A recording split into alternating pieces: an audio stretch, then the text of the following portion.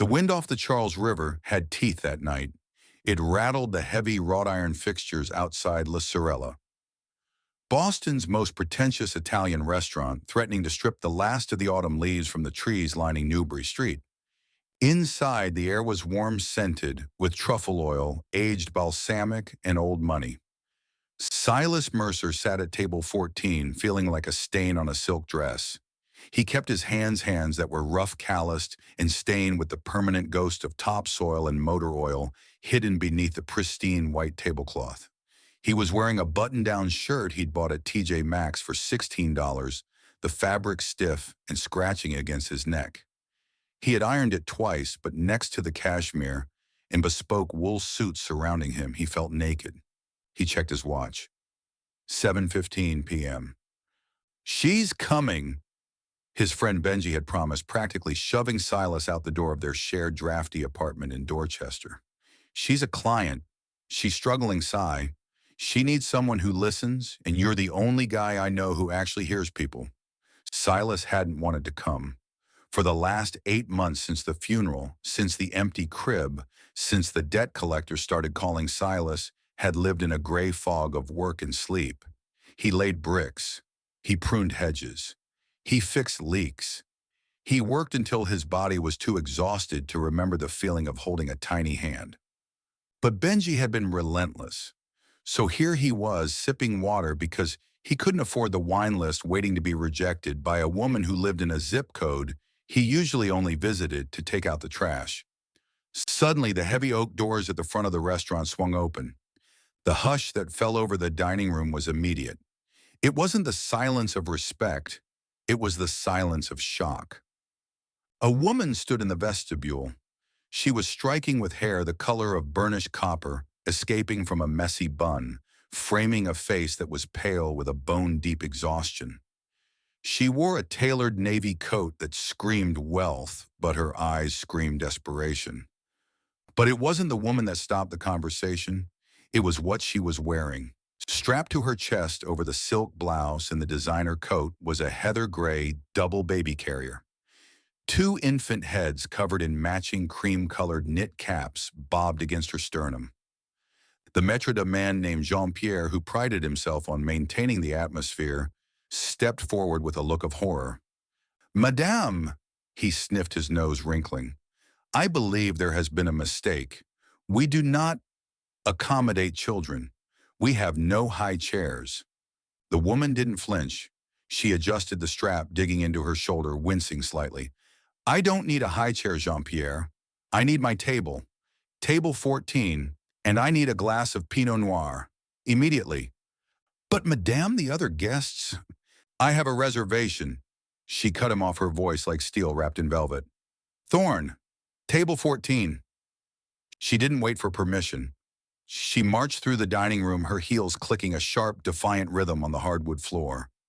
The sound echoed like gunfire in the quiet room. Heads turned, eyes narrowed.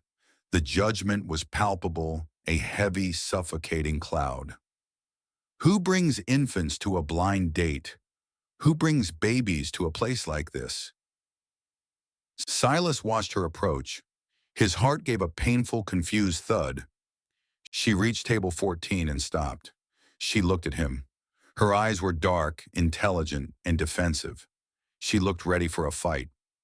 "I'm Ainsley," she said.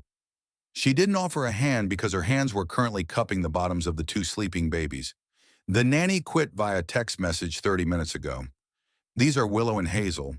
If you hate children or if you're going to be embarrassed by the staring, you can leave now. I'll cover your dinner." Silas didn't move. He didn't speak. He couldn't. His breath had caught in his throat, forming a hard, painful lump. He wasn't looking at Ainsley's face. He wasn't looking at the hostile diners. He was looking at the baby on the left. Willow. Her tiny arm had escaped the swaddle of the carrier and was dangling free. There on the back of her hand, just below the knuckles, was a birthmark. It was faint, a reddish pigmentation in the skin, a jagged, irregular shape, a heart, an imperfect, tiny heart. Silas's world stopped spinning. The ambient noise of the restaurant faded into a buzzing static. He knew that mark. He had seen it on a grainy ultrasound monitor in a cold hospital room at Mass General 8 months ago. He had seen it again through the glass of an incubator he wasn't allowed to open because he hadn't paid the deposit. A heart for a heart, Sarah had whispered before she went into the surgery she never woke up from. "Sir," Ainsley asked, her voice hardening. "I said you can leave. It's fine. Most men would have run by now." Silas slowly pulled his hands from under the napkin. He stood up. He didn't leave. He pulled out the chair opposite him. "Sit down," Silas said. His voice was rough like gravel grinding together, but it wasn't unkind. "Please, you look like your back is killing you." Ainsley blinked, the defensive armor cracking just a fraction. She sat exhaling a breath that seemed to carry the weight of the Atlantic Ocean. "It is." "I'm Silas," he said. He sat down, leaning forward. "And I don't run." "How old?" Silas asked. He was staring at the babies with an intensity that unsettled Ainsley. 6 months, Ainsley said, reaching for the wine the waiter had just poured with a trembling hand. She took a large sip, closing her eyes for a second. "I adopted them. It's been a transition." "Adopted," Silas repeated. The word tasted like ash and iron in his mouth. "Yes, closed adoption," Ainsley said, rubbing her temple. "Which means I know nothing. I don't know who their parents were. I don't know their medical history, which is terrifying because Hazel, the one on the right, she has this scream. It's not normal. It's like she's being tortured." As if the universe were listening and cruel, Hazel stirred. Her face scrunched up, turning a violent shade of crimson. Her little mouth opened, and she let out a piercing, high-pitched wail that shattered the restaurant's ambiance like a stone through a window pane. The restaurant went silent again. At the next table, a man in a pinstripe suit slammed his fork down. "Oh, for God's sake," he muttered loud enough for them to hear. "This isn't a nursery." Ainsley's face flushed a deep, humiliated red. Panic flared in her eyes. She scrambled to unbuckle the carrier, her hands shaking so badly she couldn't work the clips. "Shh, Hazel, please. Not now, please not now." She pulled the baby out, rocking her frantically against her shoulder. "It's the reflux. She's in pain. I'm sorry, I have to go. This was a mistake." She started to stand up, tears pricking the corners of her eyes. She looked defeated. She didn't look like Ainsley Thorne, CEO of Thorne Biotech. She looked like a mother who was drowning in plain sight. "Give her to me," Silas said. It wasn't a question. It was a command born of an instinct buried deep in his DNA. Ainsley paused, bouncing the screaming infant. "What? Give her to me. I can help." "You don't understand," Ainsley said, her voice rising with hysteria. "She won't stop. The nanny couldn't stop her. The pediatrician just says wait it out. You can't fix this." "Ainsley," Silas said. He stood up and reached across the table. His hands were steady. "Trust me." Maybe it was the desperation, or maybe it was the absolute certainty in his eyes, but Ainsley handed the screaming infant across the table. Silas took his daughter. The weight of her was a physical shock, a lightning strike to his chest. He hadn't held her since the day she was born for 10 seconds before the nurses took her away to the NICU because his insurance had declined the pre-authorization. She was heavier now, solid, real. He didn't cradle her like a baby. He turned her over, laying her stomach down along his left forearm, her head resting in the crook of his elbow, her legs dangling on either side of his hand. He placed his right hand firmly on her back. He began to bounce, a rhythmic, deep knee bounce. Thump, thump, thump. He put his mouth close to her ear and made a low, rumbling, shushing sound, matching the rhythm of the bounce. Shh. Shh. "The tiger in the tree," Silas murmured to the baby. It was a hold specifically designed for colicky babies with reflux.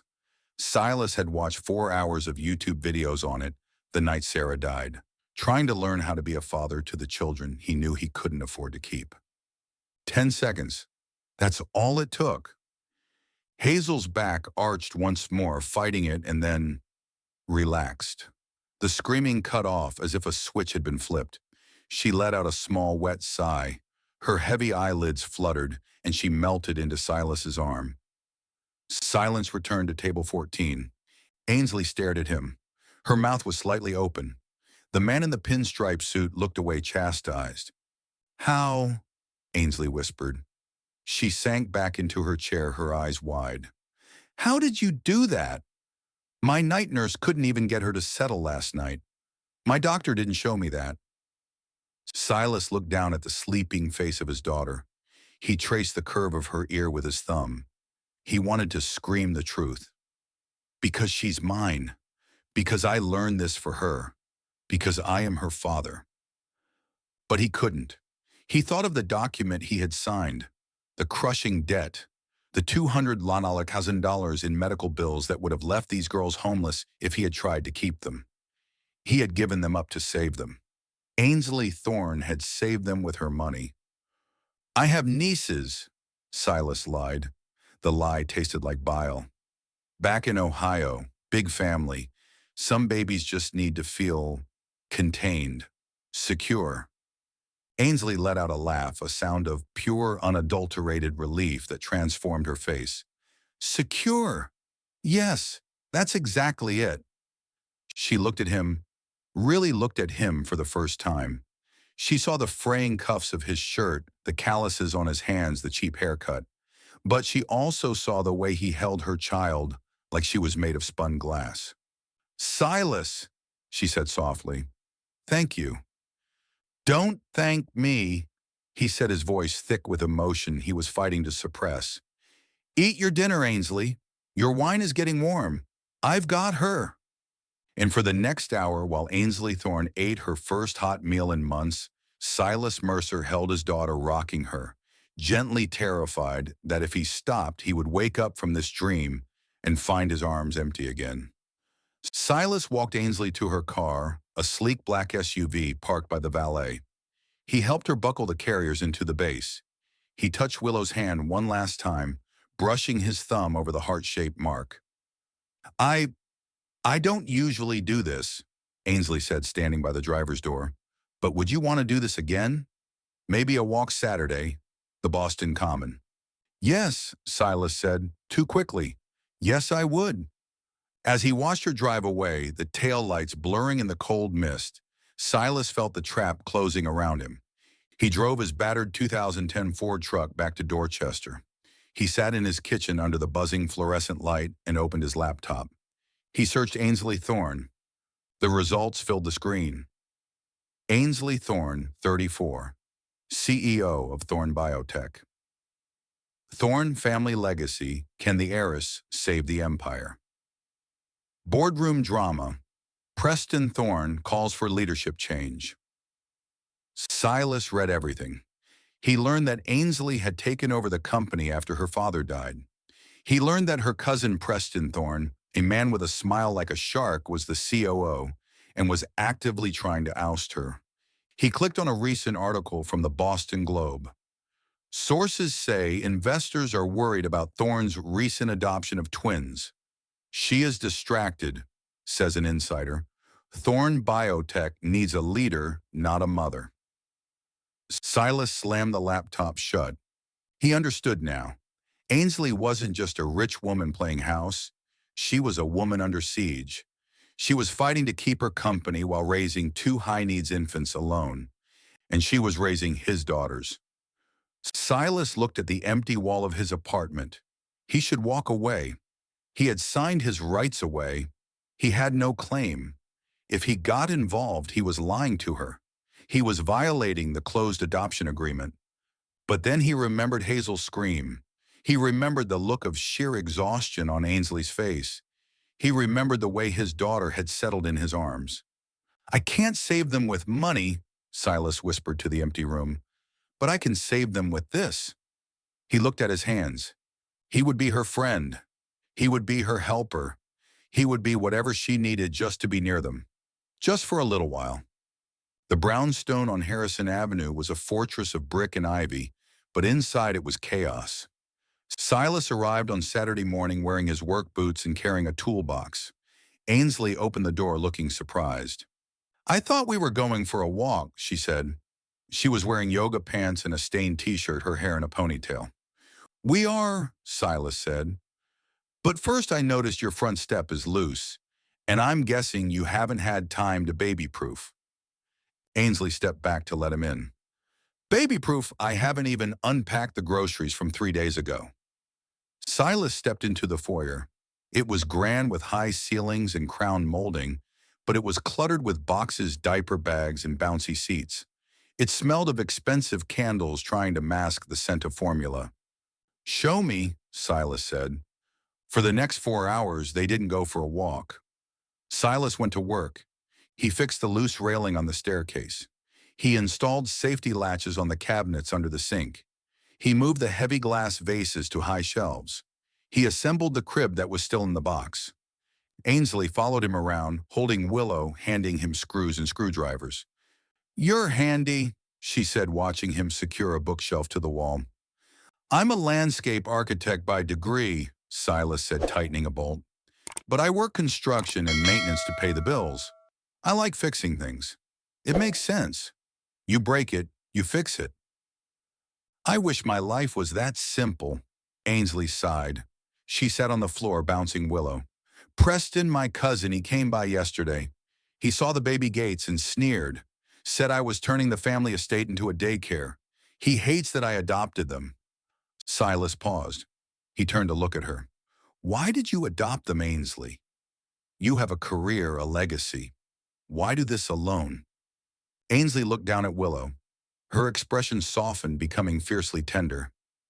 "I was married once," she said quietly. "We tried for years. IVF, surrogacy. Nothing worked. He left me because he wanted a real family. After he left, and after my dad died, the house felt so big, so empty. I have all this money, Silas, but I had nowhere to put my love. When I saw their file, twins, the mother died, the father couldn't keep them. I just knew. I knew they were mine." Silas felt a knife twist in his gut. The father couldn't keep them. "Do you ever think about him?" Silas asked. "The father?" Ainsley looked up. "Sometimes I wonder if he's okay. I wonder if he knows how much they are loved. I hope he does. I hope he knows I'm doing my best." Silas turned back to the wall to hide the tears burning his eyes.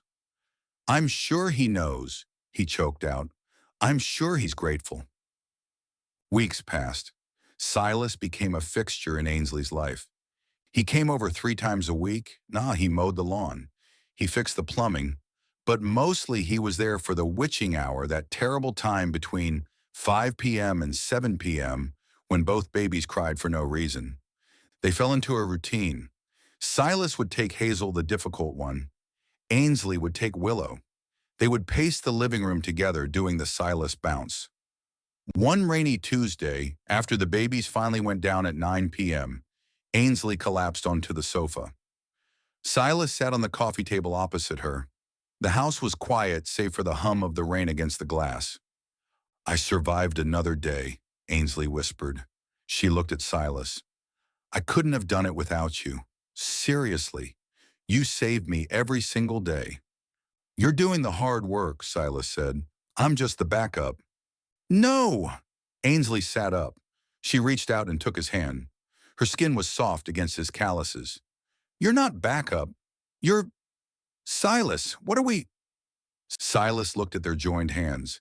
He felt the heat radiating from her.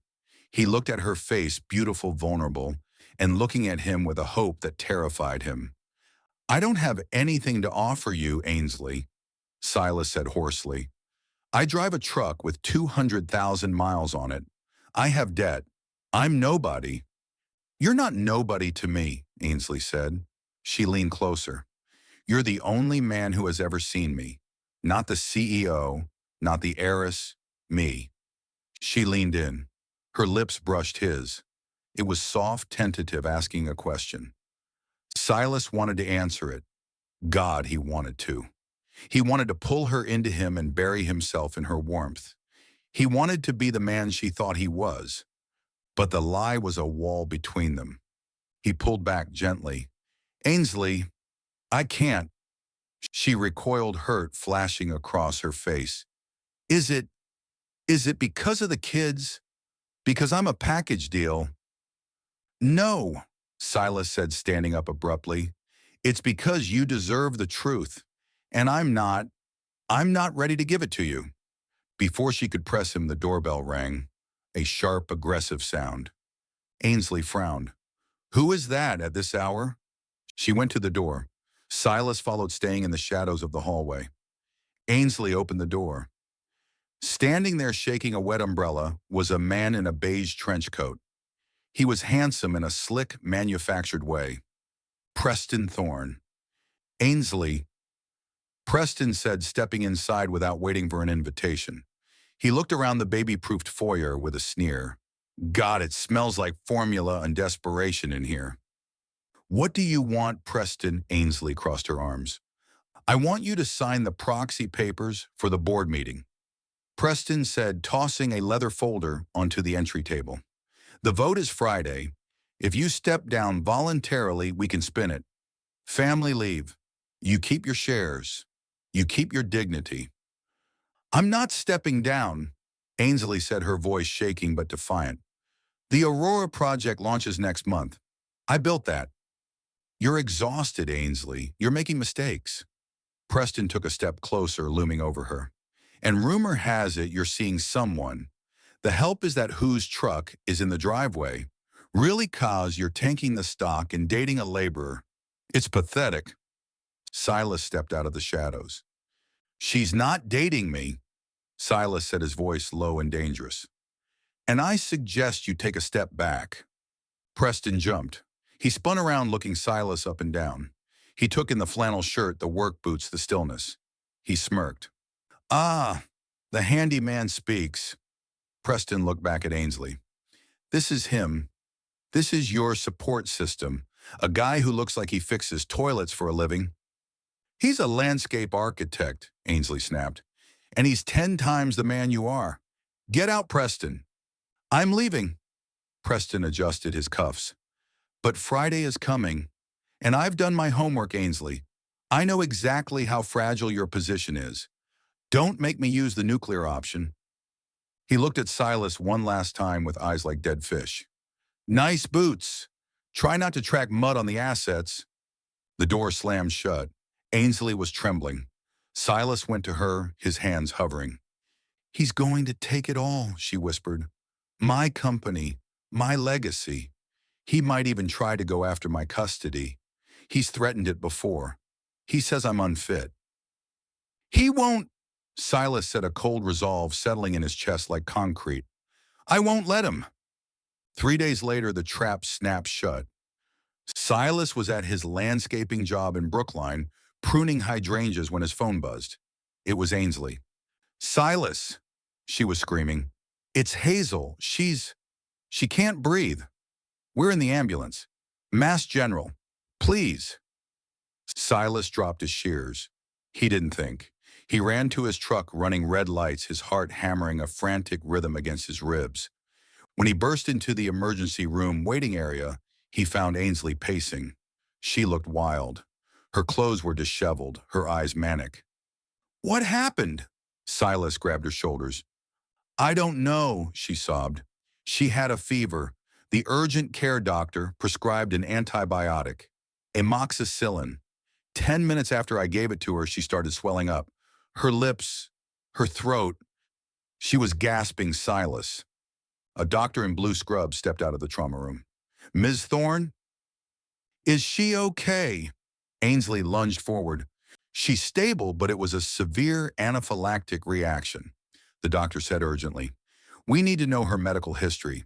Does her biological family have a history of allergies to penicillin or cephalosporins? Ainsley froze. I don't know. It was a closed adoption. The files are sealed. I don't have the biological parents' names. The doctor swore softly. Okay, we need to be careful. If we give her the wrong steroid or a second-line antibiotic that interacts, it could send her into shock again. We're flying blind. Silas stood frozen. The sounds of the ER faded. He knew. Sarah, his wife, Meredith Sarah Vance. She had been deathly allergic to penicillin. It was in her file. It was in the genetics of the child gasping for air in the next room.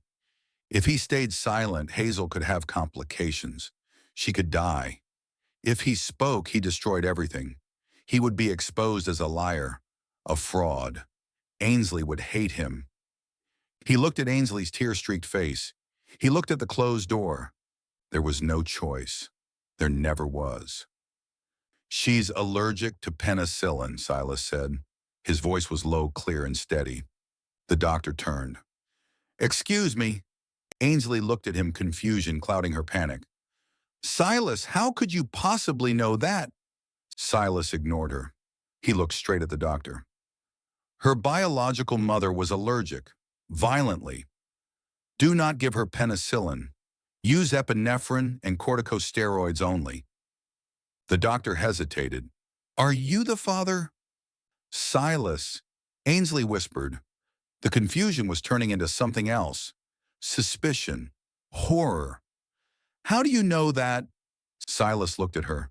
He saw the trust in her eyes shattering in real time. It broke his heart, but he kept speaking. Check the birth records, Silas said to the doctor. Not the adoption file, the birth file. Look for Meredith Vance, October 14th. The doctor nodded and ran back into the trauma room. Silence descended on the waiting room. It was heavy, suffocating. Meredith Vance. Ainsley repeated the name. She took a step back from him. Vance. Silas. Vance. Mercer is my middle name, Silas said. He felt like he was bleeding out. Silas Mercer Vance. You? Ainsley put a hand over her mouth. You're him, the biological father, the one who signed the papers. Yes. You knew, she whispered. Tears of betrayal welled up hot and fast.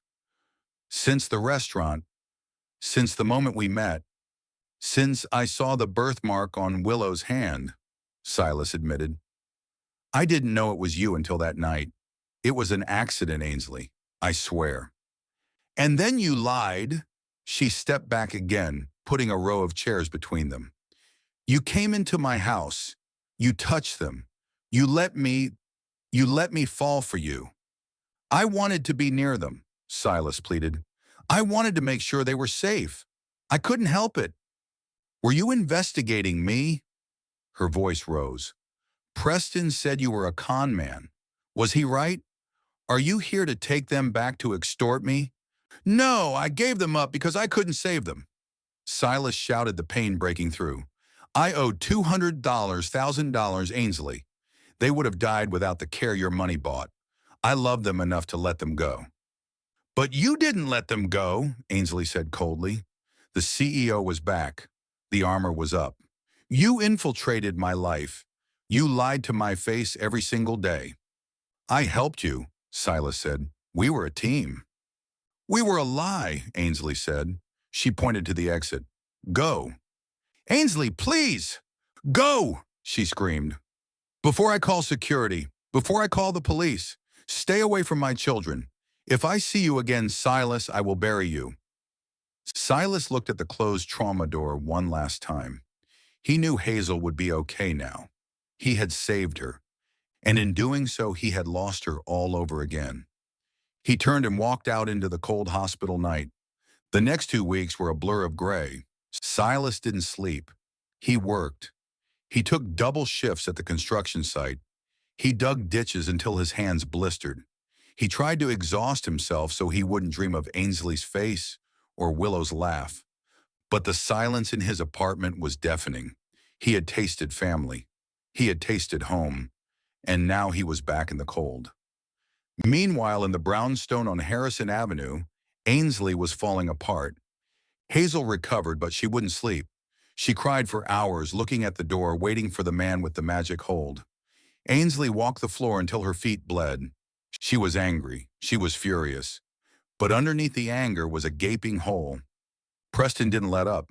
He smelled blood in the water. He leaked rumors to the press about instability in the CEO's home life. He called for a vote of no confidence. On Thursday night, the night before the board meeting, Ainsley sat on the nursery floor. Both babies were finally asleep. She held Silas's flannel shirt. He had left it on the banister. It smelled like sawdust and rain. She buried her face in it and wept. She had the money. She had the company. But she didn't have the partner. She didn't have the one person who made her feel like she could do it. Friday morning, 10:00 a.m. The Thorne Biotech boardroom was a glass cage on the 40th floor overlooking the Boston skyline. The sky was the color of a bruise. 12 board members sat around the mahogany table. They were mostly men, mostly older, all looking at their watches. Ainsley stood at the head of the table. She wore her sharpest suit, navy blue armor, but she looked small. "The motion is on the table," Preston said, pacing like a tiger. "Removal of Ainsley Thorne as CEO due to gross negligence and personal instability." He clicked a remote. A slide appeared. It was a timeline of Ainsley's missed meetings juxtaposed with photos of Silas leaving the hospital. She allowed a biological parent with a financial motive to infiltrate her home, Preston said, his voice dripping with fake concern. She exposed this company to blackmail. She is compromised. We need a leader, not a babysitter. Ainsley stared at her hands. She had no defense. She felt compromised. She felt broken. "I call for a vote," Preston said, smiling. "All in favor." 6 hands went up immediately. Preston needed one more. He looked at Margaret, the chairwoman. Suddenly, the heavy double doors boomed open. "I object." The voice was low, rough, and filled the room like thunder. Silas Vance stood there. He wasn't wearing a suit. He wore his work boots, dark jeans, and a canvas jacket, dusty from the construction site. He looked out of place, and yet he owned the space. Beside him stood Maria, the head receptionist, looking terrified but determined. She had let him up. "Security!" Preston yelled, his face flushing red. "Get this trash out of here." "I'm not trash," Silas said, walking steadily toward the table. The board members shrank back as he passed. He didn't look at them. He looked only at Ainsley. "Silas," she whispered. Silas didn't stop until he reached the head of the table. He slammed a small digital recorder and a thick medical file onto the mahogany surface. "I am Silas Vance," he addressed the room. "I lay bricks, I plant trees, and I am the biological father of Willow and Hazel." Preston laughed nervously. "See, he admits it. He's a con man. He's here to beg for money." "I admitted it to Ainsley." Silas cut him off, his voice icy. "I told her the truth. I gave up my daughters because I owed $200,000 in medical bills, and I wanted them to survive. I failed them financially, but I never failed to love them." He turned to Preston. "But you failed as a human being." Silas pressed play on the recorder. Preston's voice, tinny but unmistakable, echoed through the silent boardroom. It was the recording from the security camera at Ainsley's front door, the one Silas had installed weeks ago. It was from the night Preston had visited. Voice of Preston: "She's unstable. I withheld the medical history. I knew the kid had allergies. Let the kid have a reaction. If Ainsley panics, the board will see she's unfit. A sick kid is good for business if it gets me the chair. I'll ship the brats to boarding school in Switzerland once I take over." The recording stopped. The silence in the room was absolute. It was the silence of a grave. Ainsley stood up slowly. She looked at Preston with horror dawning on her face. You withheld the file. You wanted Hazel to get sick for a chair. It's doctored," Preston screamed, backing away, sweat pouring down his face. "It's AI. It's fake. And this," Silas opened the medical file.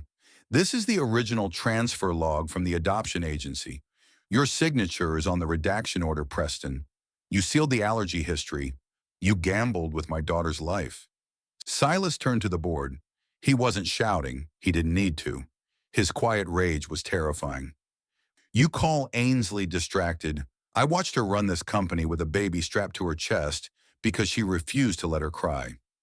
I watched her catch a doctor's error at 3 a.m. because she pays attention to every detail. She fights for the things she loves with a ferocity this man has never felt in his entire sterile life. Silas looked at Margaret. If you fire her, you aren't removing a liability. You're removing the only person in this room with the strength to lead. Margaret took off her glasses. She looked at the file. She looked at Preston, who was now hyperventilating. Preston, Margaret said, her voice quiet and dangerous. You are fired, effective immediately, and you will be hearing from our legal department regarding child endangerment and fraud. You can't do this, Preston shrieked as security guards, the ones he had called, grabbed his arms instead of Silas's. As Preston was dragged out shouting obscenities, the energy in the room settled. The board members looked at Ainsley with new eyes, not as a struggling mother, but as a survivor, a lioness. Ainsley, Margaret said softly, the chair is yours, if you still want it. Ainsley looked at the empty seat. Then she looked at Silas. He was already turning to leave. He had done what he came to do. He had protected them. He had cleared her name. Ainsley didn't answer Margaret. She ran. She caught Silas at the elevator bank. She grabbed his arm, spinning him around. Where are you going? She demanded, tears streaming down her face. Back to work, Silas said, though his voice wavered. He wouldn't meet her eyes. I fixed the leak. I'm done. You are not done. Ainsley grabbed his rough, calloused hand in both of hers. You don't get to storm in, save my life, save my company, and then disappear. That's not how this story ends. Ainsley, I lied to you. I'm a guy with a truck and a mountain of debt. I'm the past. I don't care about the truck. She stepped closer, invading his space. And we can pay the debt. But I can't pay for the way Willow looks at the door waiting for you. I can't buy the way Hazel sleeps only when you hold her. She placed his hand against her cheek. She leaned into his touch. And I can't fix the fact that I love you, Silas Vance. Messy, complicated, backward. I love you. Silas let out a shuddering breath. The walls he had built around his heart, the walls of shame and guilt, crumbled into dust. He looked at her. He saw the fire in her eyes, the same fire that had claimed a table at a fancy restaurant with 2 babies on her chest.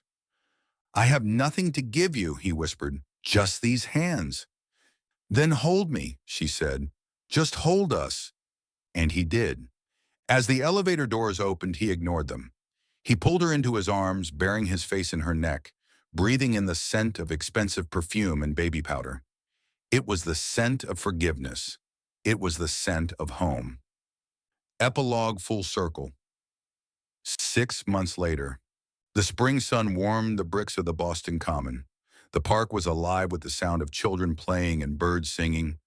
On a wooden bench, Silas sat with a content smile watching the path. He wasn't wearing his work clothes today. He wore a simple button-down and jeans, looking rested, looking whole. He had started his own contracting business thanks to a seed loan from Ainsley, a loan he insisted on paying back with interest.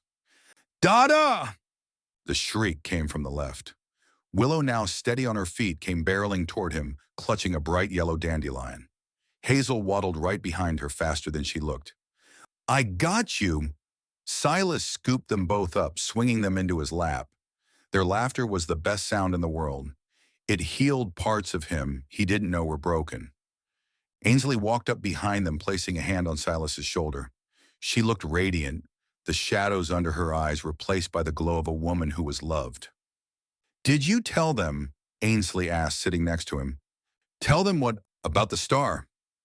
Silas looked down at Willow's small hand resting on his knee. The reddish birthmark, shaped like a tiny, imperfect heart, caught the sunlight.